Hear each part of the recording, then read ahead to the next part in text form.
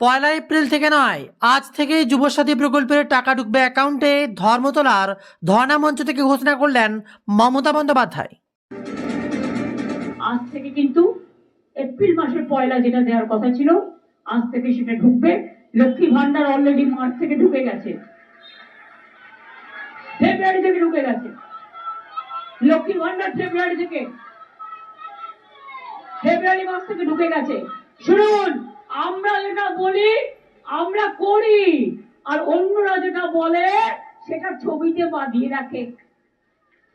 এইটাই হচ্ছে তফাৎ।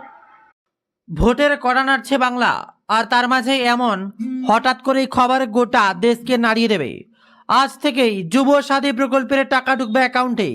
যারা যারা যুব সাথী প্রকল্পে আবেদন করেছেন, আপনাদের অ্যাকাউন্ট একবার জোর করে চেক করবেন, কারণ আজ থেকেই টাকা ঢোকা শুরু হবে। বিরাট বড় বার্তা মমতা বন্দ্যোপাধ্যায়ের। আপনি কত তারিখে যুব সাথী প্রকল্পের জন্য আবেদন করেছিলেন, কমেন্ট করে লিখে জানাবেন। খবর পড়ছি বেঙ্গল জব স্টাডি সংবাদ চ্যানেল থেকে। জানাবো আজকের বিশেষ খবর।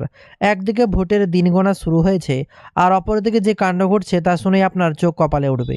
কেন্দ্র বাহিনী প্রবেশ করেছে বাংলায়, সবচেয়ে বেশি পূর্ব মেদিনীপুর, আর তারপরে একের পর এক জেলা জুড়ে ছড়িয়ে পড়েছে কেন্দ্র বাহিনী। আর এমনই সময় ভোটের ফাইনাল লিস্ট প্রকাশ করেছে নির্বাচন কমিশন। তাতেই নজর পড়ছে, সবাই নিজের নাম খুঁজতেই ব্যস্ত। তবে যে খবর গোটা দেশকে কাঁপালো, দুবাই, আর সেই দুবাইতেই ইরানের ড্রোন হামলা, তাতে একের পর এক মৃত্যু, তছনছ হচ্ছে গোটা দুবাই।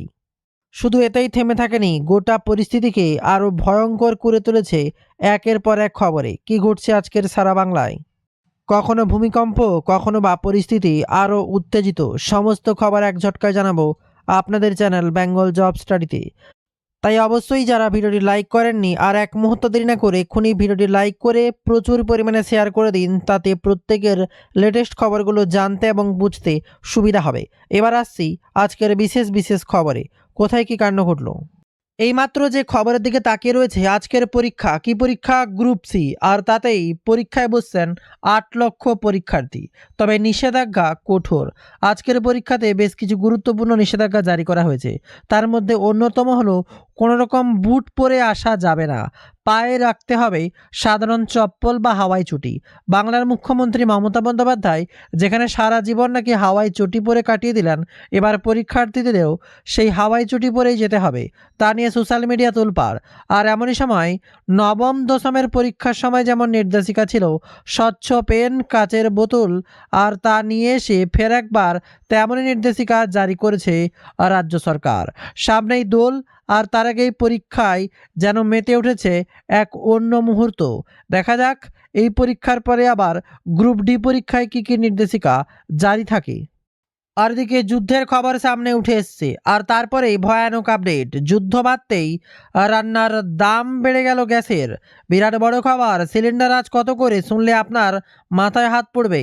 মার্চ মাসের 1 তারিখ থেকেই দাম বাড়ানো হলো এলপিজি সিলিন্ডারের।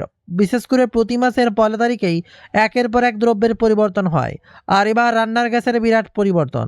মাসের শুরুতেই বড় ধাক্কা, সিলিন্ডার পিছু 31 টাকা করে দাম বাড়ছে। ভোট আসতে দাম কমার কথা, তার বিপক্ষে আবারও দাম বেড়ে গেল। একই কাণ্ড হচ্ছে বাংলায়। জানা গিয়েছে 19 কেজি বাণিজ্যিক সিলিন্ডারের দাম 31 টাকা বাড়ানো হয়েছে। এবার 19 কেজি সিলিন্ডারের পিছু দাম পড়বে 1875 টাকা থেকে 50 পয়সা। আজ থেকেই নতুন দাম কার্যকর হবে বলেই খবর। অন্যদিকে গৃহস্থরাও তাও কিছুটা স্বস্তি রয়েছেন, কারণ 14.2 কেজি সিলিন্ডারের দাম কোনো পরিবর্তন হয়নি। সিলিন্ডারের পিছু দাম রয়েছে 879 টাকায় দাম। গত বছরের শেষের দিক থেকেই এলপিজি সিলিন্ডারের দাম বাড়তে শুরু করেছিল, তবে এখন আপাতত কিছুটা স্বস্তির 14.2 কেজি রান্নার গ্যাসের সিলিন্ডারে। এবার দেখব কিছু যুদ্ধবিধ্বস্তের খবর। কি ঘটছে মধ্যপ্রাচ্যে? যুদ্ধের দামামা। আজ সকালে ইরানের উপর বড়সড় হামলা চালায় ইসরায়েল। তেহরানের পরপর বিস্ফোরণ হয়েছে। ইরানে কমপক্ষে 1000 জনের মৃত্যু হয়েছে বলেই খবর। পাল্টা হামলা চালাতে শুরু করেছে ইরানরাও। এর মধ্যেই ডোনাল্ড ট্রাম্প ইরানে আজ রাতের মধ্যেই সরকার পাল্টে ফেলার আশ্বাস দিয়েছেন।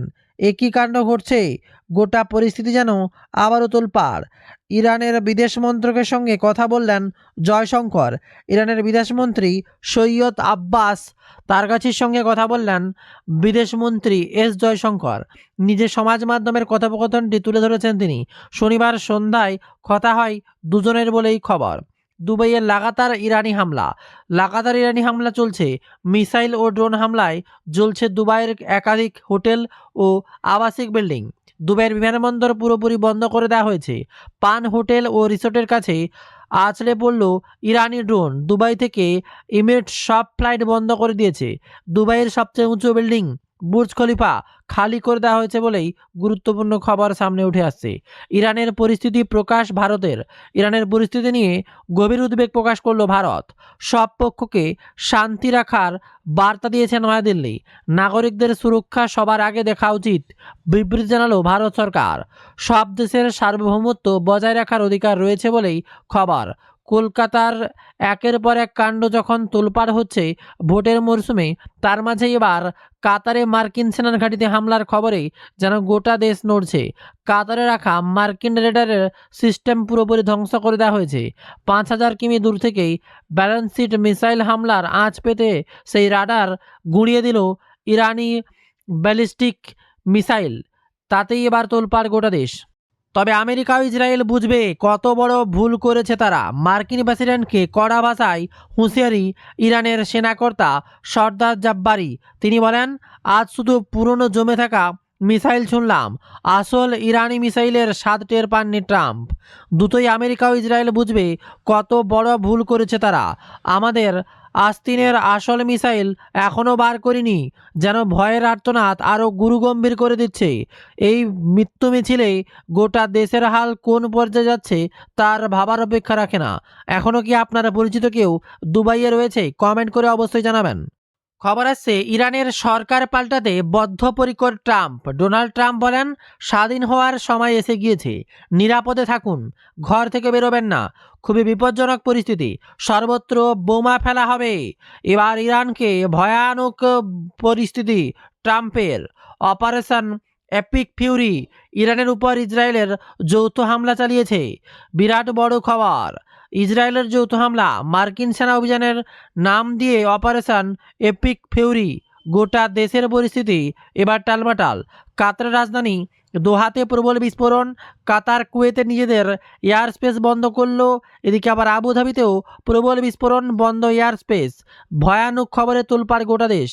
তবে তেহরানের পাল্টা জবাব ট্রাম্প ভুলবেন না। মার্কিন প্রেসিডেন্ট ডোনাল্ড ট্রাম্পের কড়া হুঁশিয়ারি ইরানের প্রতিরক্ষা মন্ত্রীকে। কড়া বার্তা, তেহরানের পাল্টা জবাব ট্রাম্প ভুলবেন না। পবিত্র রমজান চলাকালীন হামলা, ইরানি সেনা সঠিক জবাব দেবে। গোটা বিশ্ব যখন যুদ্ধ পরিস্থিতি নিয়ে লড়ছে, তবে কলকাতার মুড যেন এক অন্য দিকেই ঘুরছে। কি ভয়ানক খবর! দম থাকলে ভবানীপুরে লড়ুন। এসআইআর তালিকা দেখাতে এবার আত্মবিশ্বাসী শুভেন্দু। পূর্বে শুভেন্দু বারংবার দাবি করেছিলেন এসআইআর মিটলে ভবানীপুরে বিজেপির সঙ্গে ভোটের ব্যবধান কমে যাবে। চূড়ান্ত তালিকা দেখা গিয়েছে, মুখ্যমন্ত্রীর কেন্দ্রে মোট ভোটার 2,06,295। খসড়া তালিকা, চূড়ান্ত তালিকা প্রকাশের পর নাম বাদ গিয়েছে মোট 47,094 জনের। এছাড়াও আরও 14,154 জনের ভোটার এখনও অমীমাংস বা বিবেচনাধীন। ভবানীপুরে এবার বিজেপির জায়গা। 2014 সালের রাজ্যে যখন বিজেপি প্রথমবার 18% ভোট নিজেদের দিকে টানতে সক্ষম হয়েছিল, সেই সময় ভবানীপুর কেন্দ্র থেকেই অনেকটাই লিড পেয়েছিলেন তথাগত রায়।